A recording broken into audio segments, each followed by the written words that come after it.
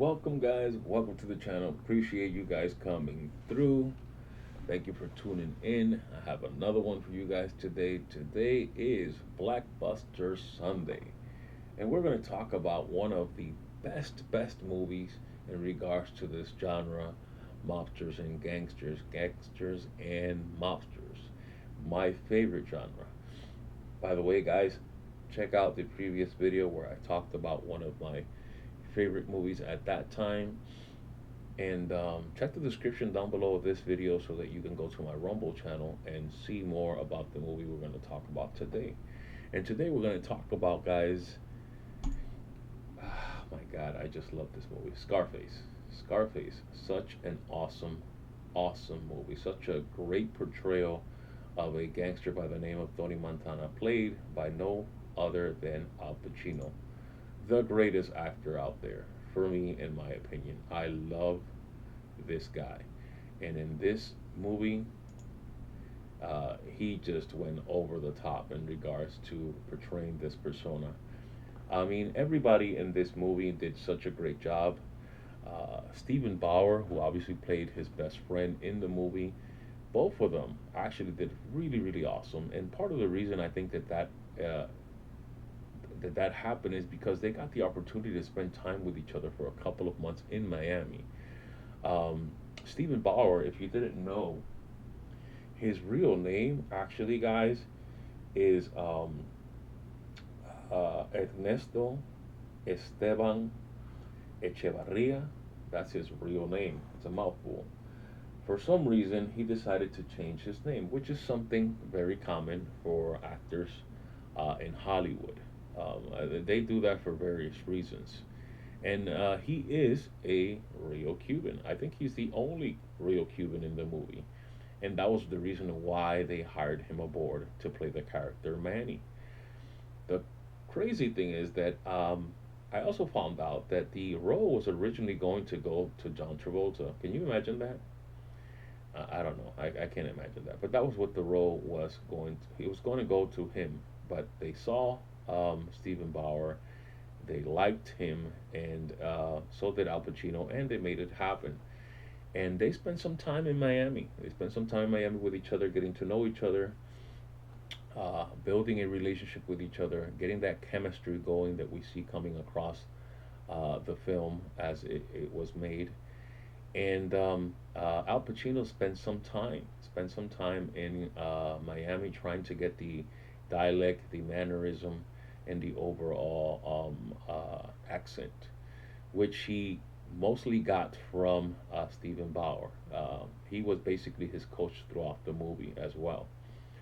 Um, but in the Cuban community, this movie was not too popular. Not too many people liked the fact that Al Pacino was coming out playing a character where it was going to be more about drugs and violent, and they really did not like that. Hence the fact why they did not film the movie in Miami. They actually filmed it in California. They just brought Miami to California. They made a bunch of different sets that looked like Miami, and that's where the movie was created. Um, wow, guys, this is such a great movie, and there's so many scenes in this movie that a lot of people can probably act out for you because it's so over the top in regards to the portrayal of this individual that Al Pacino was playing. And I truly think that it was Al Pacino's best portrayal of any person at that time. And him himself has said in the past that this was the favorite character that he's played throughout the year. So that says a lot. In case you guys did not know, this movie did not do so well in box office. My understanding, it was released in 1983. When it hit the theaters, um, and they all got to sit down and watch it with critics and some people from their peers. It didn't get great reviews. My understanding was they got slaughtered. There was so much criticism in regards to the persona that Al played, the exaggerated parts that they thought were not real, was not true, and so on and so forth. So With that being said, once it was released, it didn't do so good. It bombed box office. It only made 4 billion or $4 million. Sorry, um, when it was released. But in a couple months in, it made 46 million, which was more than what they expected. But the crazy thing is that once this movie hit the shelves to be sold, and at that time it was VHS that was being sold at that time. It was they couldn't keep it on the shelf. It was ridiculous how much they were selling. It was never seen out in regards to film being sold as VHS. No one bought as much copies as this movie sold when it first was released in 1984 and it hit the shelves. I mean, look at the price, guys. 79.95 in the 80s.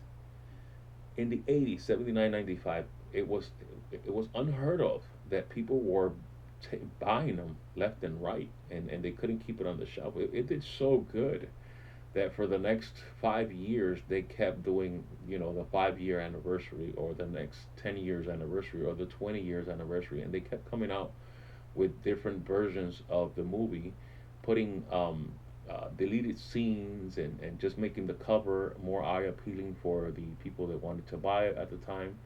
It was just something that was unheard of at the time, but nevertheless, they made it happen. And although they were criticized, and although people did not like the movie when it first came out, the public spoke. People were related. They felt relatable to the character that he played.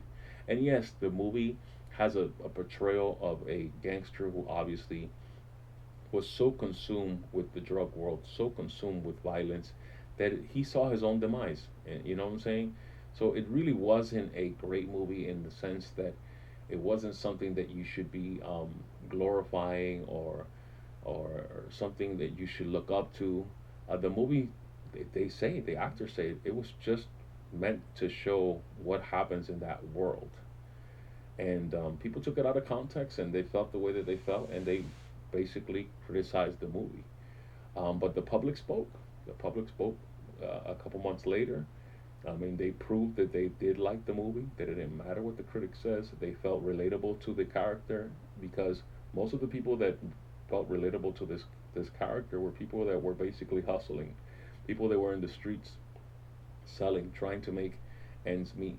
People that were out there, rapping. There were so many rappers that came up with their poster of their CD at the time showed this particular picture with themselves in it. So it was just a movement at that time, and it became bigger than what everybody expected. And to this day, it's a icon of a movie, and it's an awesome, awesome portrayal of a gangster by Al Pacino. And it, to me, is the greatest movie in regards to acting that Al Pacino has ever done.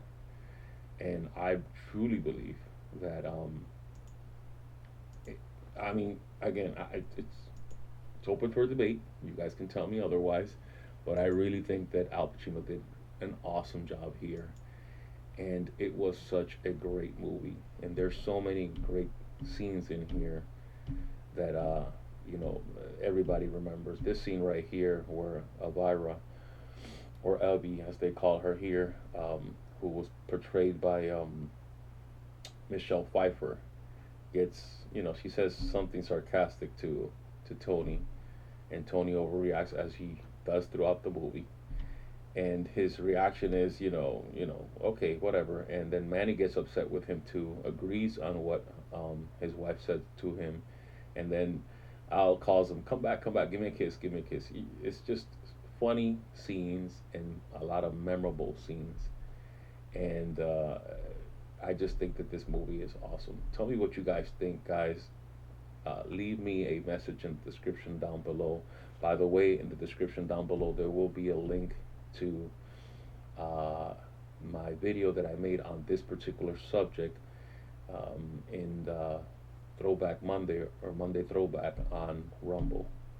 So please check out that video as well, guys. And thank you for spending the time with me here.